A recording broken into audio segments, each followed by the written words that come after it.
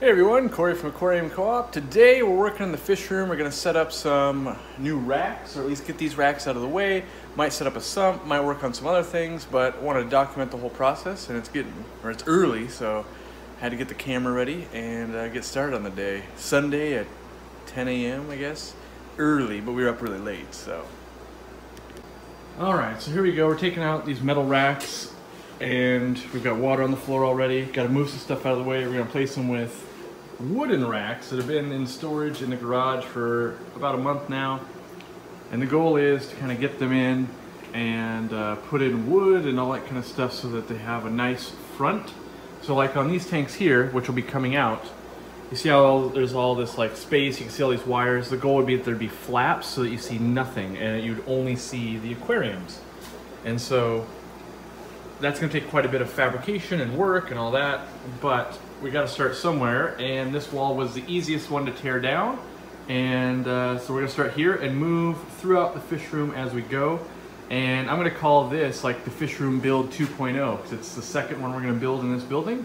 You know, and as you kind of do stuff, your skills evolve and money evolves and all those types of things. And then originally I was going to import a bunch of fish, and now I mostly want to breed fish. So just like right in here, I threw some convicts in here. I don't know if you guys see it yet, the light's not on, but there are babies swimming around.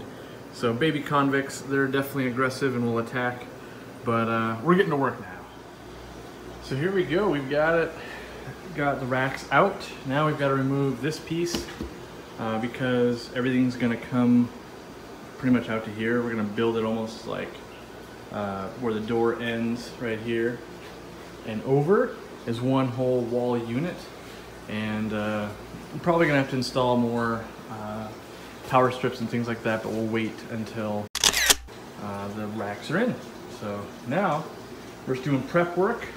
Got Kyle, the bearded fish keeper, working, and you know, we'll see how far we get today. We'll basically work until we hit a snafu, which that pretty much always happens, so we will see. All right, so here we are. We've got the stands in. They're, you know, they're almost level to the floor. The floor has a slope in it a little bit. So what we had to do here is we cut out a piece of ABS or acrylic. And the reason we put that little block, it's 1/4 inch underneath here, it leveled it out. But if you use wood, it's going to rot out eventually. And little strips of wood will like kind of break under pressure and just rot out really quick. Whereas like you're going, well, the whole leg's made out of wood. Yeah, but in that big piece, it doesn't tend to crush and buckle and all that. So, you know, in a perfect world, we could build plastic feet for all these things, but we're just gonna stain it and give it a little bit of water protection anyway.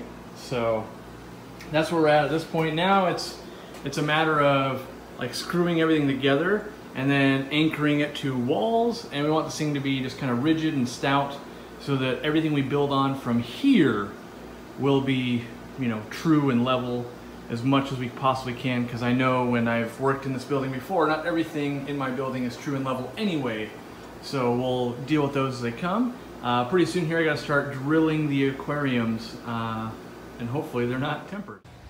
I used polarized sunglasses that Jimmy gave me, so as long as they were actually polarized, and then I put an LCD screen on the other side, and it did not appear to be tempered from the videos I watched.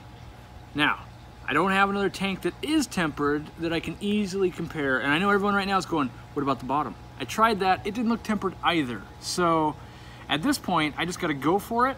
And if I was gonna do one, this one's got a chip in it anyway, because someone in the warehouse nicked it.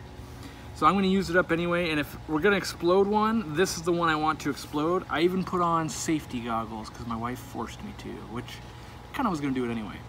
But now I've got the template cut. The hole's gonna go right here. I've got my drill. I gotta put some water in, and this is the way I do it. We'll put a link, you know, to how I drill tanks. I don't use the putty, I just do it this way. And you know, wish us the best here at this point. So, water is in, and we'll hope that we don't explode. All right, what is this? There we go. And so the plate here is to make sure it doesn't travel around when you're starting it.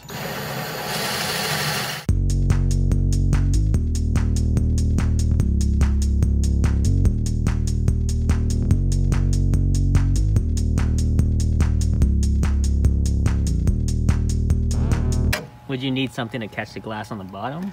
Yeah, something? so that's why I've got a little bit of towel there. Oh, okay. You can tape it as well, but it doesn't, I haven't noticed that big of a difference. You basically just don't want it to drop through and break. Yeah, exactly. I didn't see the towel, that's why. Yeah. So far, okay. And we just put the water in here. It keeps the blade cool. And I've actually never overheated a blade ever, but I just do this out of habit. And it helps clear out the track a little bit with some of the real fine glass dust, basically.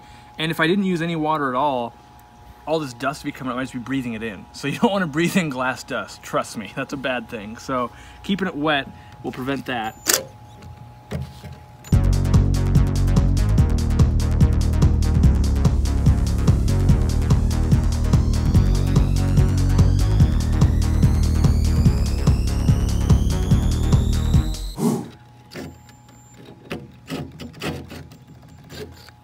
So you could hear that sound as it went through. And, you know, so there's always a little breakout at that end. So we got that piece there and that piece right there, but that's how much we had to drill through. And, you know, when you compare that to like a 40 breeder, this is at least twice as thick. So it went reasonably well. That's what I'll say. I mean, it wasn't perfect, but that's very, in my opinion, pretty minimal chip out. You know, you can see here, there's the hole we made. And on the other side usually is where you see the damage. The front side always comes out pretty good as long as you did the block correctly. Let me feel around there and be very careful when you're doing this because there's gonna be glass and that type of thing. Dare I say this is the best hole I've ever drilled. It's really nice. Very minimal chip out. It's good. I mean, that means that I'm getting better the more I do it. I mean, that's, you can't ask for much better than just this and this. I bought a drill press, and maybe I could have built a jig that would have held this 125 at the correct height and all that. And maybe they make a specific drill press for doing glass that's like $300 or $400 that I have never bought. And maybe it would do better than that, but I'm not even convinced it'll do better than that. That's pretty darn good. I'm happy with that slug I made there. It's way less chipping than the damage was already there, and I'm not worried about this, so I'm not going to be worried about that. And it wasn't tempered. All right.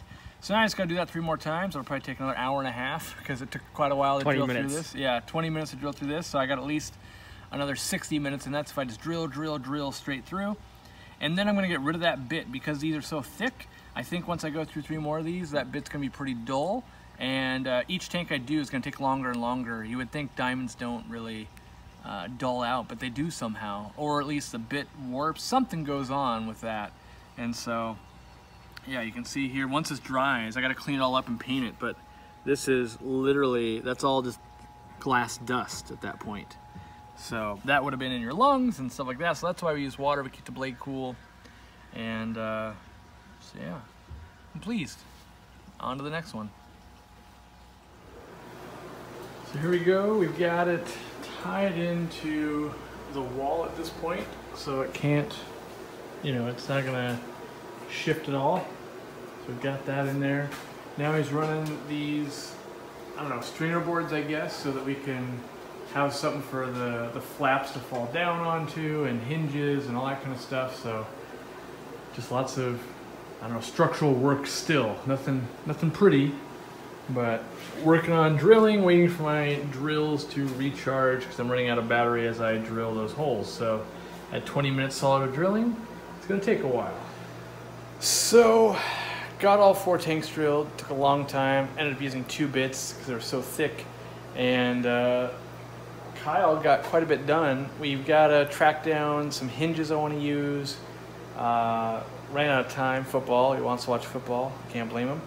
And yeah, let me show you kind of what we got going on here. So as you can see, we've got the one panel kind of up on the side. This is the overall look we're going for, a complete kind of finished look. Yeah, we've got the pipe coming out, but and then we've got the top here.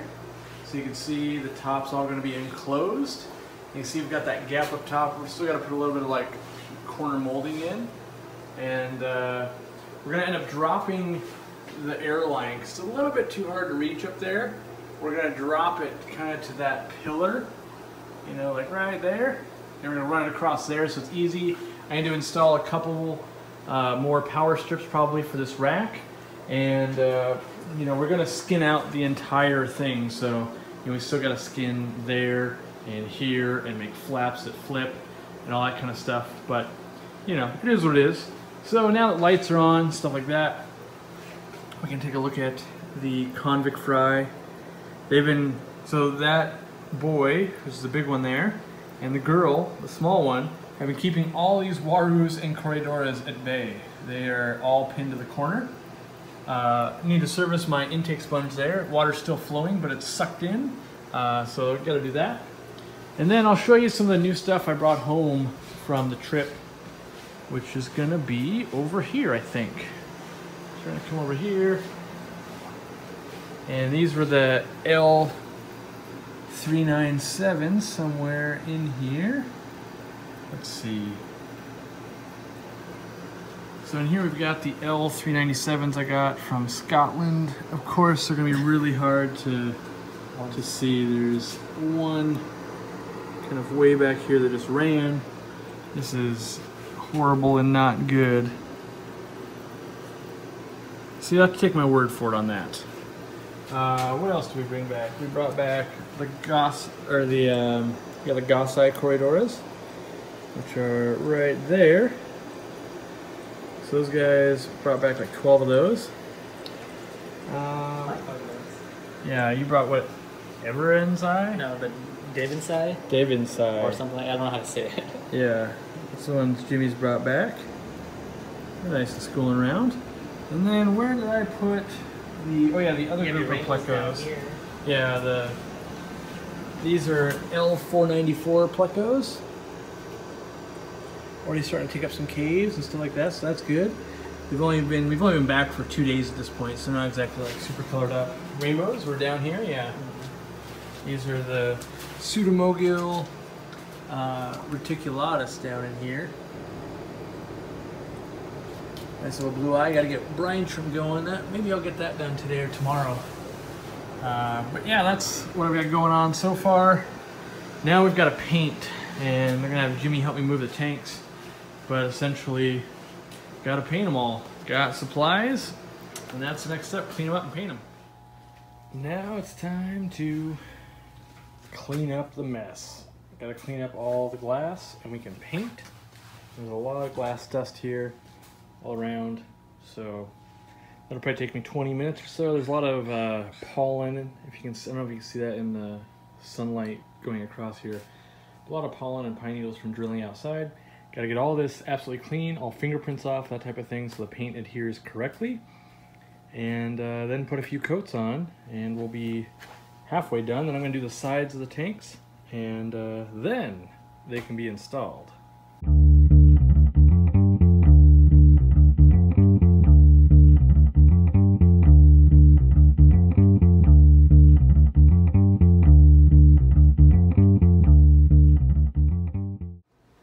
So we've got the sides done.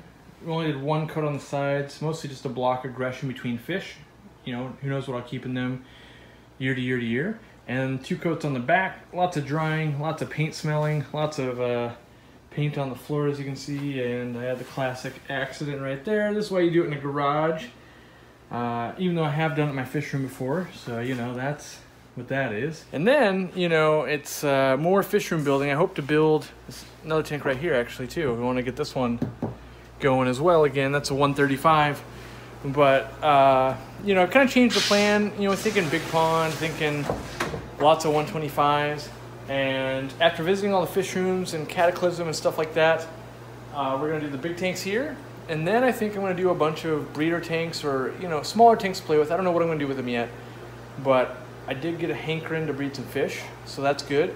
And so yeah, while I'm thinking about it, this hat is for sale online. I know some of you guys are going to ask. Just go to our website. They're like 25 bucks or something like that.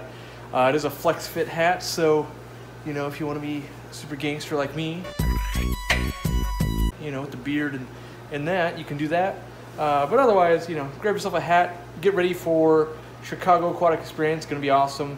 Got some things lined up for it. You know, investing, I think at the moment, the promo, not the promo.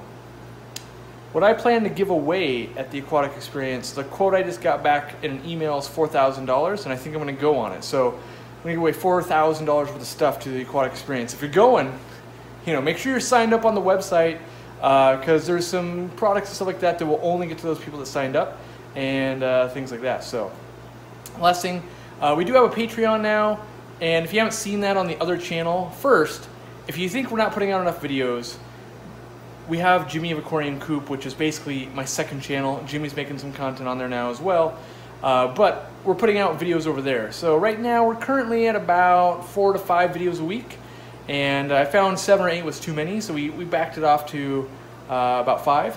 And so there's other content going there, make sure you check that out. But anyway, we hold all the live streams over there now, every Saturday at noon Pacific time.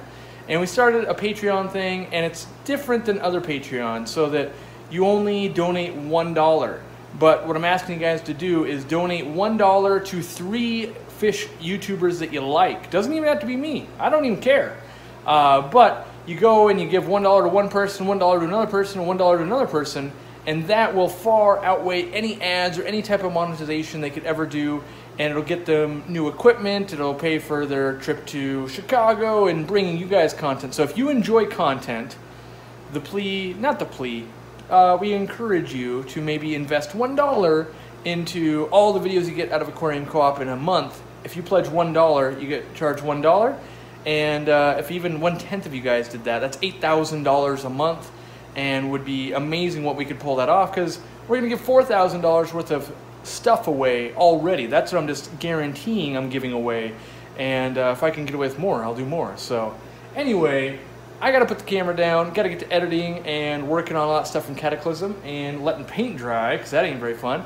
And after that, we're gonna work on this throughout the week to get that ready for when Kyle's back here and he can finish off the trim and start staining. So yeah. Thanks for subscribing. On the left, we have our latest video. Make sure you check that out. On the right, we have more videos lined up for you, which we think you'll enjoy if you enjoyed this video. Down below, we have the Jimmy of Aquarium Co-op channel. Make sure you check that out, and we'll see you in the next one.